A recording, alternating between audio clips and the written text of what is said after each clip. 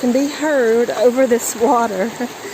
But I wanted to film while the sun is shining down, because it's going in and out of the clouds, and it is just so gorgeous when the sun's glistening off of this water. I'm going to walk down here where it's prettier. Anyway, I wanted to actually give out a quick little PSA about the COVID situation.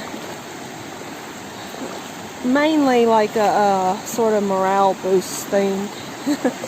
We're in March now, April. What am I talking about? Oh look, this is where it's so pretty. But we're in April now, and the situation is rapidly changing. Let me get down here.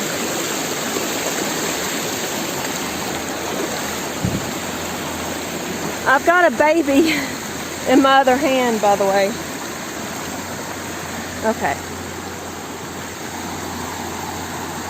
So, the situation is rapidly changing, and for a while I had been pretty confident, looking at the numbers and whatnot, that this was no different than a typical flu situation.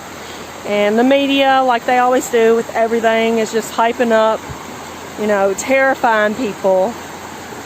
The WHO and the CDC and the official sources that people look to, you know, you never can tell what the truth is, quite honestly.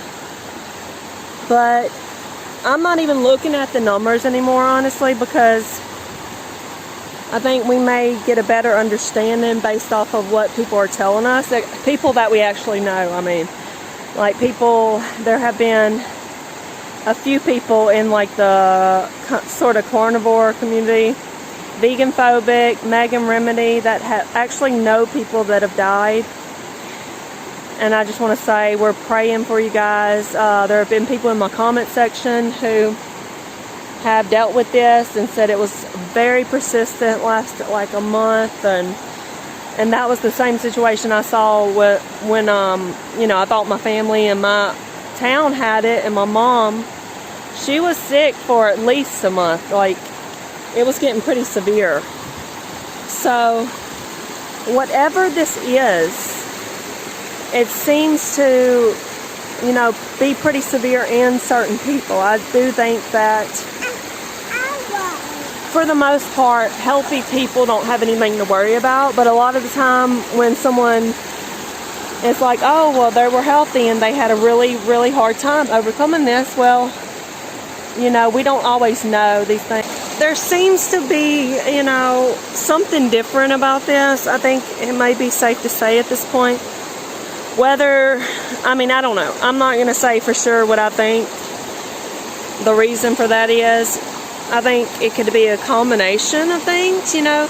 Maybe there's terrain issues that make people more susceptible, nutritional deficiencies.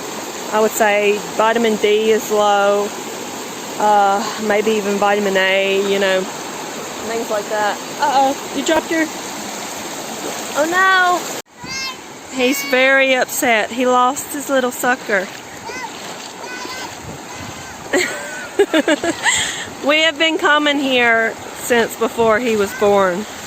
He knows how to walk around in here. I'm coming.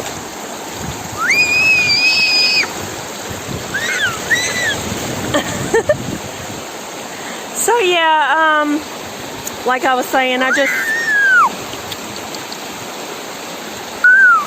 want to let people know you know, we're praying for them. And yeah, whether